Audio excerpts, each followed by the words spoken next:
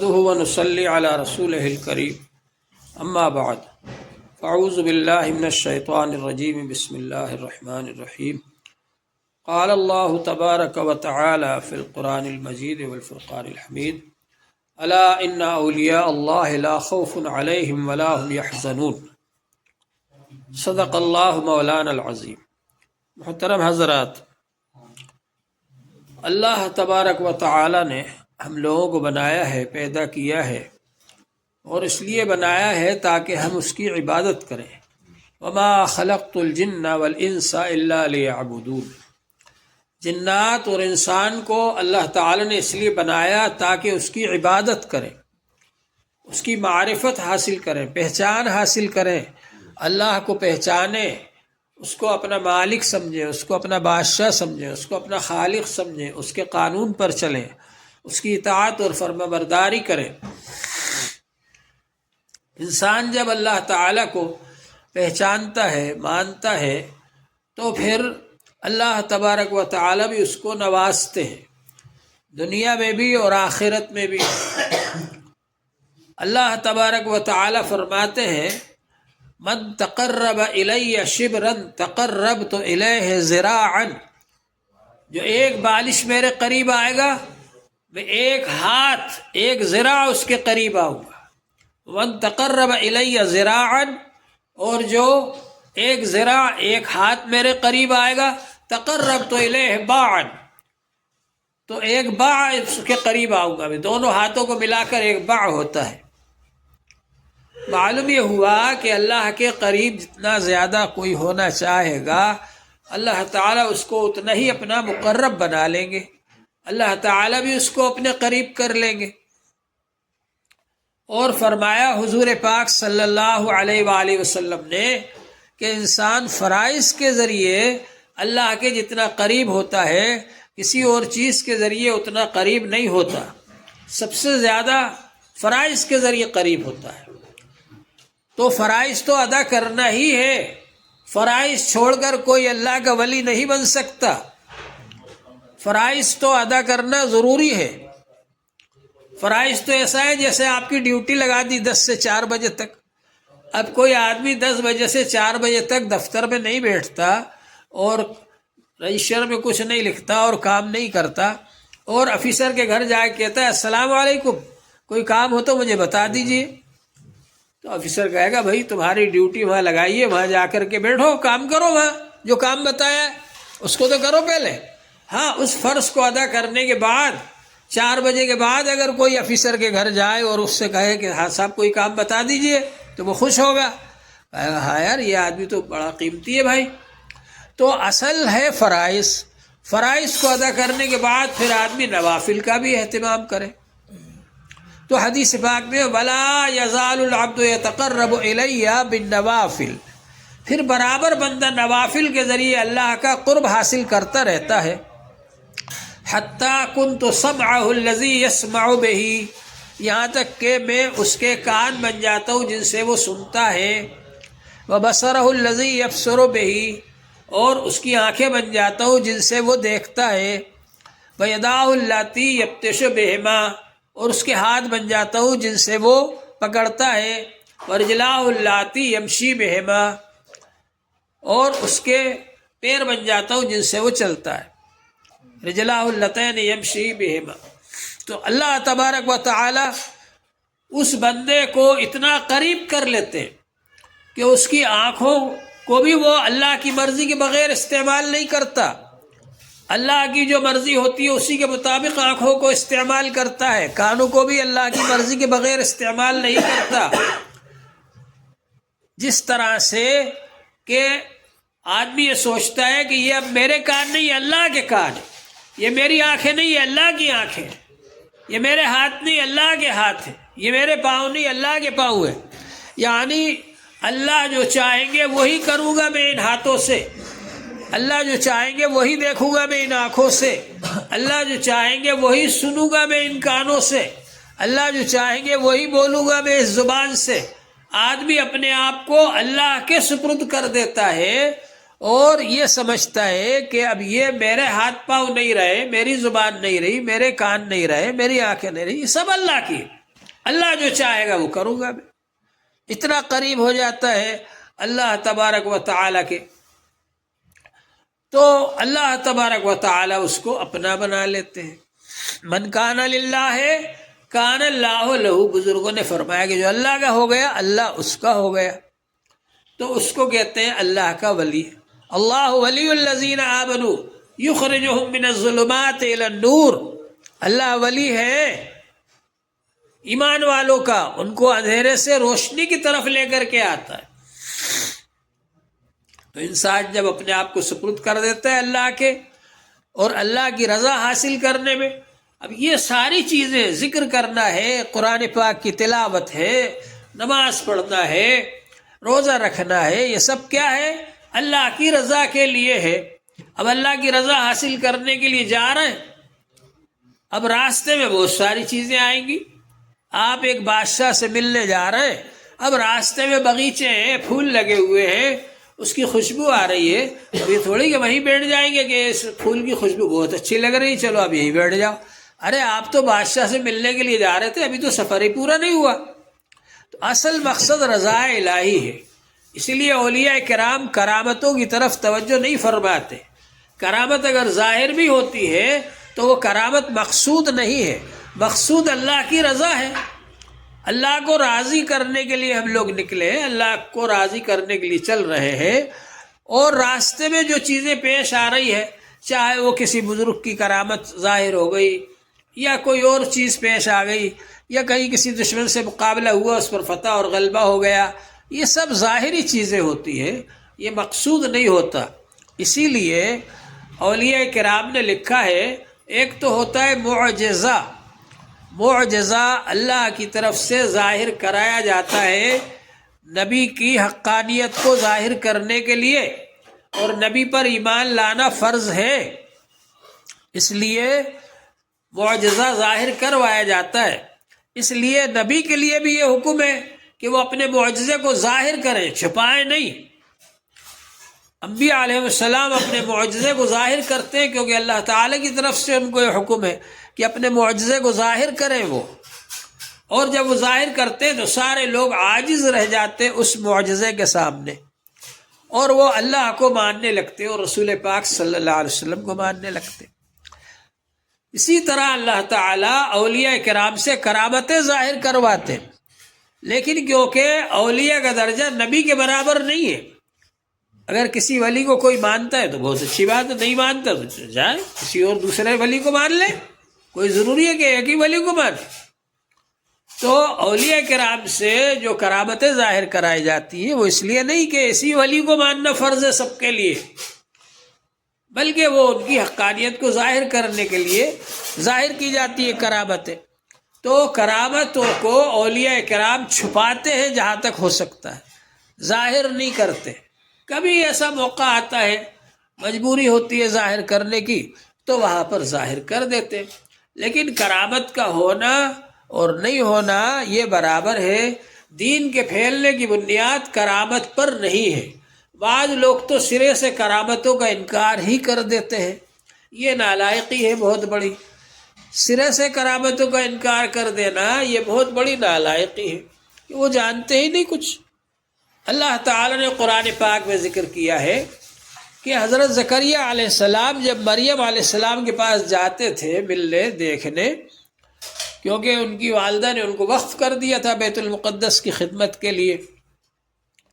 اب جب وقف کر دیا تو وہاں جھگڑا ہوا. وہاں کے جو خادم لوگ تھے بیت المقدس کے، ہر ایک چاہتا تھا حضرت مریم کو میں رکھوں، میں پرورش کروں، ان کی میری نگرانی میں رکھوں.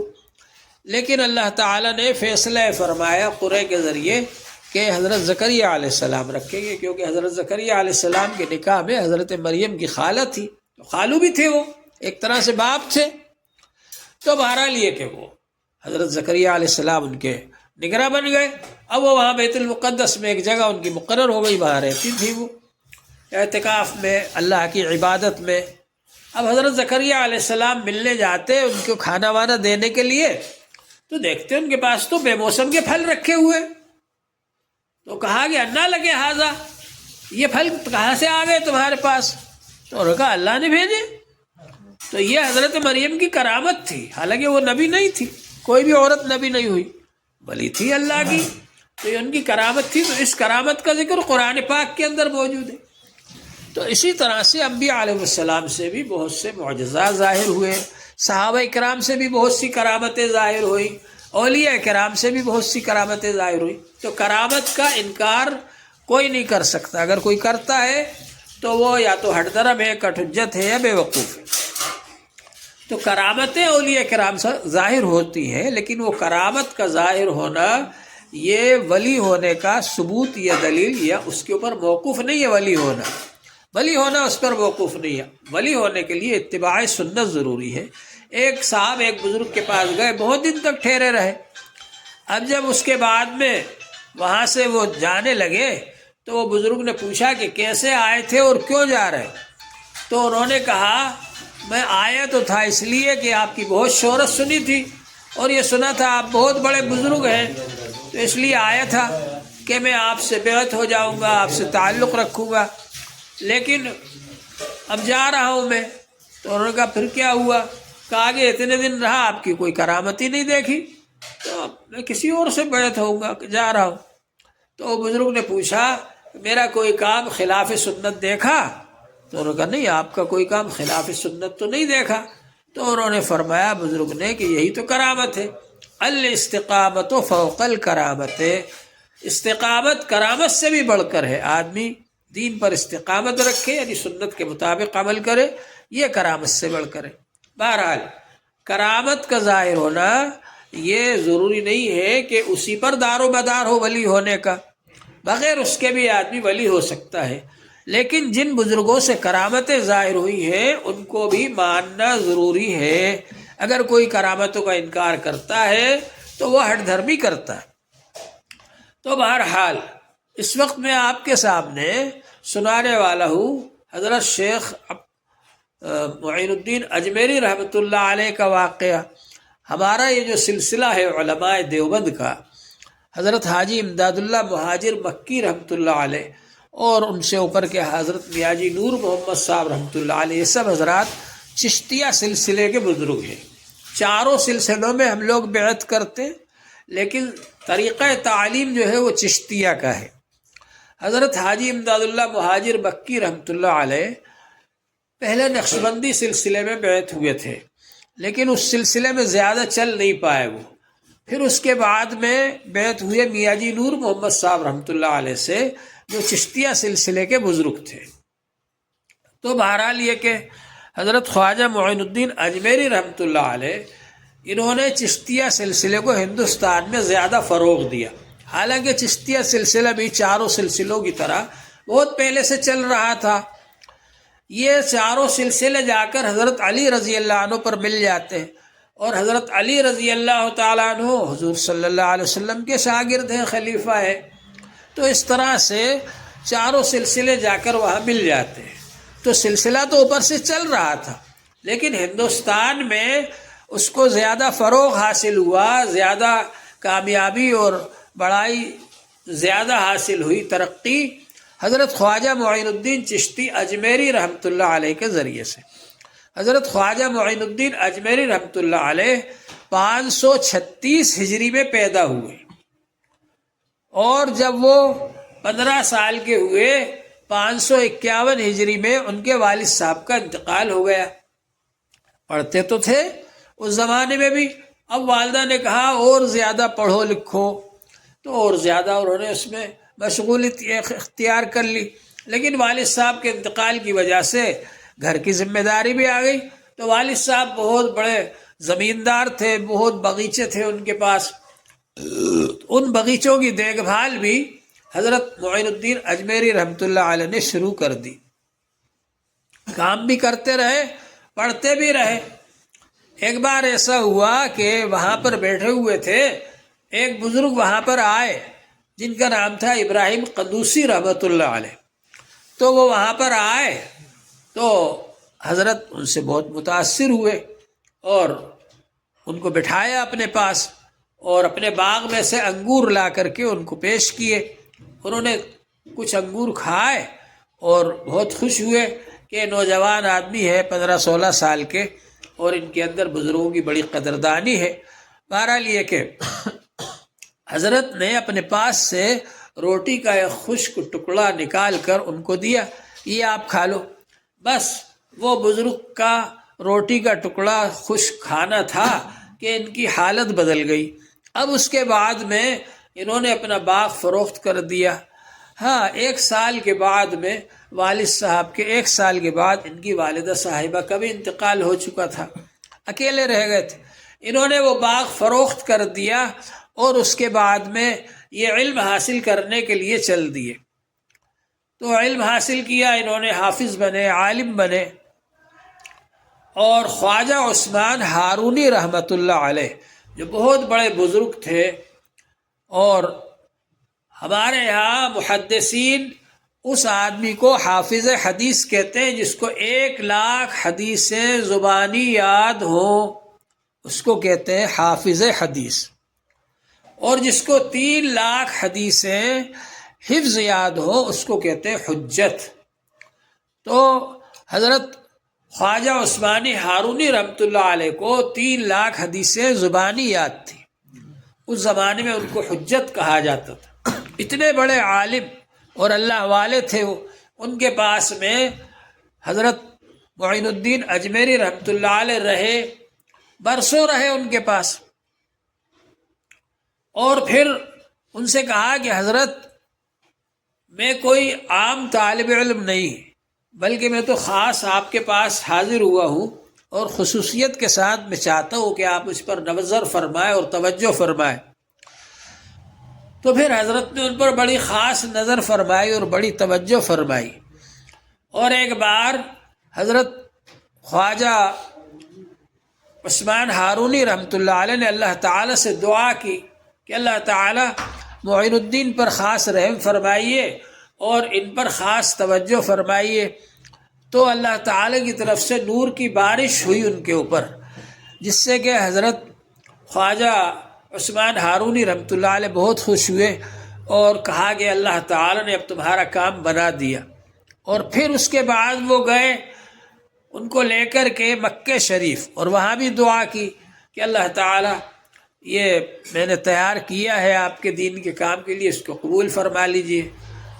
پھر وہاں سے بھی بشارت ہوئی ان کو، پھر مدینہ شریف لے کر کے آئے ان کو، اور مدینہ شریف میں بھی جب انہوں نے سلام کیا السلام علیکم یا رسول اللہ، تو وہاں سے جواب ملا وعلیکم السلام یا سلطان الہند، اے سلطان الہند تم کو سلامتی ہو، یعنی اشارہ تھا کہ ہندوستان جاؤ، وہاں اللہ تعالیٰ تم سے دین کا کام لیں گے، کیونکہ خواجہ صاحب کا ارادہ وہیں رکنے کا تھا، لیکن اللہ تعالیٰ نے ان کو اشارہ دیا کہ ہندوستان جاؤ۔ تو وہ مختلف جگہوں پر جاتے ہوئے مختلف جگہوں پر گئے۔ نجم الدین کبریٰ رحمۃ اللہ علیہ بہت بڑے ولی تھے، ان کے پاس بھی گئے، اور شیخ عبد القادر جیلانی رحمۃ اللہ علیہ کے پاس بھی گئے بغداد، وہاں بھی رہے، اور محمود اصفہانی رحمۃ اللہ علیہ کے پاس بھی رہے، اور محمود اصفہانی رحمۃ اللہ علیہ کے پاس سے ان کو ایک نوجوان طالب علم نوجوان لڑکے جو کہ وہاں پر آئے ہوئے تھے حضرت محمود اصفہانی کے پاس مرید ہونے کے لیے، بیعت ہونے کے لیے، اگر جب انہوں نے خواجہ معین الدین اجمیری رحمۃ اللہ علیہ کو دیکھا تو وہ ان کے ساتھ ہو گئے، ان کے مرید ہو گئے، اور وہاں سے ان کے ساتھ جب یہ آئے تو ان کے ساتھ چلے آئے۔ پھر وہاں یہ غزنی میں تھے کہ ان کو خواب میں حضور صلی اللہ علیہ وسلم نے تشریف لا کر حکم دیا کہ تم ہندوستان جاؤ۔ پھر یہ وہاں سے ہندوستان آئے۔ اب جب ہندوستان آئے تو اپنے ساتھ جو نوجوان کو لے کر آئے تھے ان کا نام تھا قطب الدین بختیار کاکی رحمۃ اللہ علیہ، جو کہ حضرت خواجہ معین الدین اجمیری رحمۃ اللہ علیہ کے سب سے بڑے خلیفہ ہیں۔ ان کو دہلی میں چھوڑا، کہا کہ تم یہاں رہو، اور خود چلے گئے اجمیر۔ اجمیر اس وقت گڑھ بنا ہوا تھا کفر و شرک کا، وہاں گئے وہ اور وہاں جا کر کے رکے۔ اب وہاں جا کر بیٹھے تو لوگ بیٹھنے نہیں دے رہے، کہا کہ یہاں تو راجا کے اونٹ بیٹھتے ہیں یا تم نہیں بیٹھو گے۔ ان کے ساتھ بہت سارے لوگ تھے وہ ان کے مریدین، تو نہیں بیٹھنے دے رہے، چلو خیر اٹھ کر کے چلے گئے یہ۔ اب جب وہاں آ کر کے راجا کے اونٹ بیٹھے تو وہ بیٹھے کے بیٹھے ہی رہ گئے، اٹھ ہی نہیں رہے۔ پھر ان لوگ کسی نے کہا کہ فقیروں سے جا کر معافی مانگو، پھر ان لوگوں نے ان سے آ کر معافی مانگی، پھر وہ اونٹ اٹھ کر چلے گئے وہاں سے۔ اب اس کے بعد میں ان کو ضرورت پیش آئی پانی پینے کی اور وضو کرنے کی، تو انہوں نے اپنے آدمی کو بھیجا، کہا بھائی جاؤ پانی لے کر کے آؤ۔ تو وہاں پر فوج لگی ہوئی تھی۔ ان لوگوں نے کہا، سپاہیوں نے، ہم تو پانی نہیں لینے دیں گے، تم ناپاک ہو، گندے ہو، ہمارا تالاب ناپاک ہو جائے گا تمہاری وجہ سے، کیونکہ ہندوستان میں بعض لوگ اپنے آپ کو